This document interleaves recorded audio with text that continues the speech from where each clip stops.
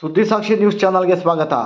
ಗೌರಿಬಿದನೂರು ನಗರವನ್ನು ಪುರಸಭೆಯಿಂದ ನಗರಸಭೆಗೆ ಮೇಲ್ದರ್ಜೆಗೇರಿಸಿ 5 ವರ್ಷಗಳೇ ಕಳೆದರೂ ನಗರದಲ್ಲಿ ಯುಜಿಡಿ ಅಂದರೆ ಒಳಚರಂಡಿ ವ್ಯವಸ್ಥೆ ಕಲ್ಪಿಸದ ಕಾರಣ ಮನೆಗಳಿಂದ ಹೊರಬರುವ ಮಲಿನವಾದ ನೀರನ್ನು ತೆರೆದ ಚರಂಡಿಗಳಿಗೆ ಹೊರಬಿಡುವುದರಿಂದ ನಗರದ ನೈರ್ಮಲ್ಯತೆಗೆ ತೊಂದರೆಯಾಗುತ್ತಿದೆ. ಇದರಿಂದಾಗಿ ರೋಗ ರುಜಿನಗಳು ಹರಡುವ ಭೀತಿ ಕಾಡುತ್ತಿದೆ. ಸದರಿ ಸಮಸ್ಯೆಯನ್ನು ಬಗೆಹರಿಸಲು ಗೌರಿಬಿದನೂರು ನಗರಕ್ಕೆ ಯುಜಿಡಿ ಕಾಮಗಾರಿಗೆ ಅನುಮೋದನೆಯನ್ನು ನೀಡಿ ಕಾಮಗಾರಿ ಪ್ರಾರಂಭಿಸಲು ಕನಿಷ್ಠ 50 ಕೋಟಿ ರೂಪಾಯಿಗಳ ಅನುದಾನವನ್ನು ನೀಡಬೇಕೆಂದು ಶಾಸಕ ಕೆಎಚ್ ಪುಟ್ಟಸ್ವಾಮಿಗೌಡರು ವಿಧಾನಸಭೆ ಅಧಿವೇಶನದಲ್ಲಿ ಸರ್ಕಾರಕ್ಕೆ ಹಕ್ಕೊತ್ತಾಯವನ್ನು ಮಂಡಿಸಿದರು.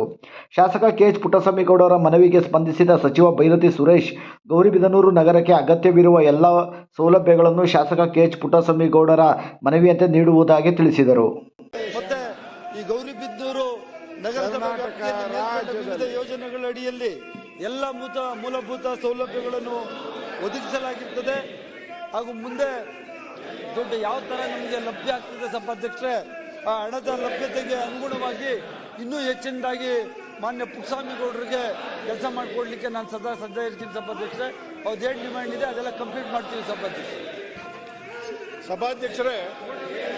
ನಾನು ಕೇಳ್ತಾ ಇರುವಂತ ಒಂದು ವ್ಯವಸ್ಥೆ ವಿವರವಾಗಿ ಮಾನ್ಯ ಮಂತ್ರಿಗಳು ಉತ್ತರ ಕೊಟ್ಟಿದ್ದಾರೆ.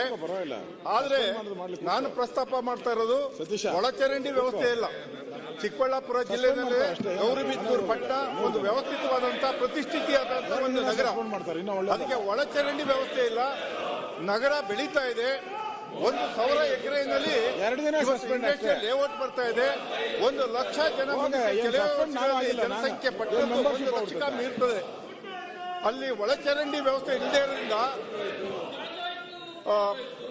ಸೋಪ್ ಫಿಟ್ ಇಂದ ಪ್ರತಿ ಮನೆಯಿಂದ ಬಿಡ್ತಕ್ಕಂಥ ನೀರು ಅದು ನಾಲೆಗಳಿಗೆ ಹರಿತಾ ಇದೆ.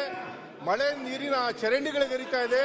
ಅದರಿಂದ ಅಂತರ್ಜಲದಲ್ಲಿ ಕೂಡ ಮಾಲಿನ್ಯ ಉಂಟಾಗಿ ಮಲಿನ ಅಂತರ್ಜಲ ಆಗ್ತದೆ. ಅದರಿಂದ ದಯಮಾಡಿ ಮಾನ್ಯ ಮಂತ್ರಿಗಳ ಮನವಿ ಏನಂತಂದ್ರೆ ಒಳಚರಂಡಿ ವ್ಯವಸ್ಥೆಯನ್ನು ದಯಮಾಡಿ ಮಾಡಿಕೊಡಿ.